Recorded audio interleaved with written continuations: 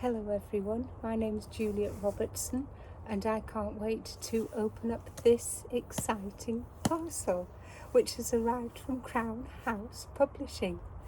Inside I am expecting copies of my new book, Bloodlines, and I can't wait to open it and to see if it lives up to my expectations.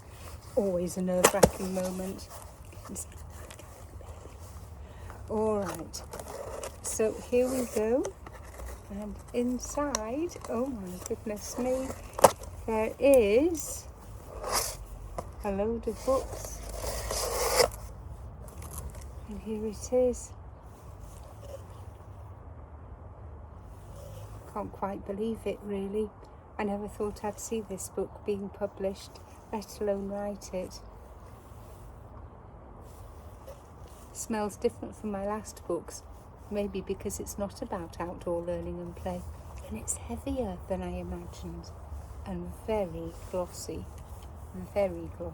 In fact, I'm surprised if it was sunny there would be a sparkle coming off this, I'm certain.